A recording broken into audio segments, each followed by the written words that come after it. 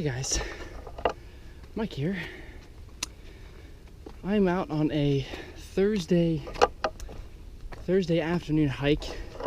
Absolutely beautiful spring day here in the mountains of Pennsylvania. Sorry, I'm gonna hold the camera straight. A little new to this. And if you haven't heard me before, I don't know if I've probably mentioned this at least at some point in a video, is that I'd like to hike the AT, and I've worked hard so I can graduate early in the upcoming fall, and that leaves me the entire spring semester before grad school and employment to hike the Appalachian Trail, and that is what I'll be doing. And I decided that today would be a good day to make that official and start the necessary training and preparations and practice and gear testing to do that hike, because it's not something to mess with. So I'm out here hiking. You can see pretty lovely trail. Temperatures lower 70s, and it's a little warm today, but it's beautiful. And all I know is that my first purchase this weekend, well, I've already bought specific things for the AT, but my next purchase is going to be some legitimate trekking poles, because this is a mess. And the Appalachian Trail is rocky and rooty.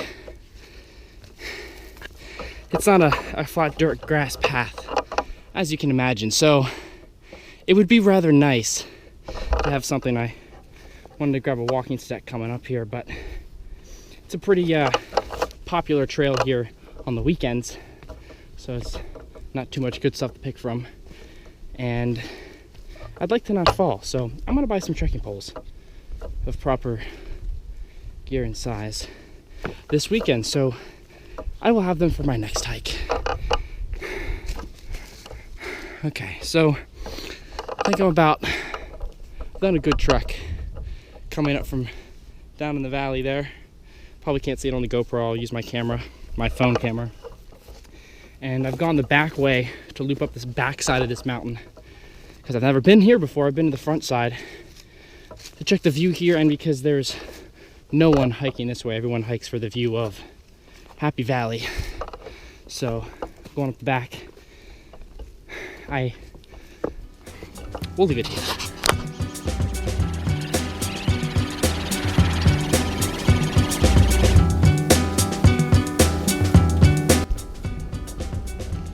Alright, I made it to the top and went around to the back side of the mountain here, one of the overlooks on the backside I've never been to, despite climbing this mountain several times. And I have to say that overlook was significantly better than the most popular one. While it overlooked the mall and a bunch of industry down in the valley, it was a much cooler view, much more open view, and it had a much better hangout spot with the rocks on the overlook. So hung out there for about a half hour, 45 minutes. And now I'm going down here to another overlook. It's supposed to overlook one of the creek gaps down here. And it's not too far. I think it's only like a quarter mile right around this bend. And then I'm going to be heading back down because I have English class to get to in 2 hours. Yeah, about 2 hours. And I've been up here about an hour now since I got here. So a short little trip, but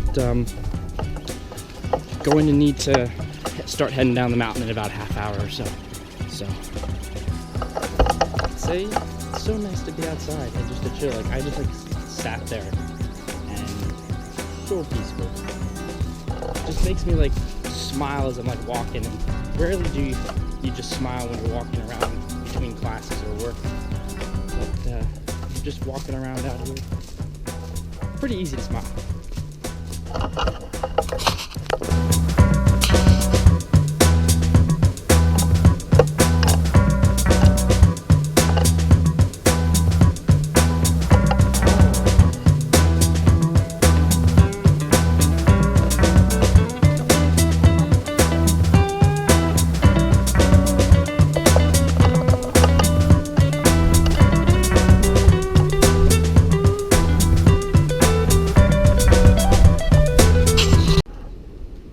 Notice the pile of rocks here at the top.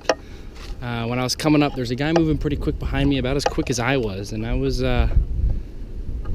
pretty booking it up the mountain, and he got up about a minute behind me, and I heard him clonk a rock down. So clearly this is something people have been doing. Maybe if I start doing routine training here on Mount Nittany, which I'm not sure if I will here.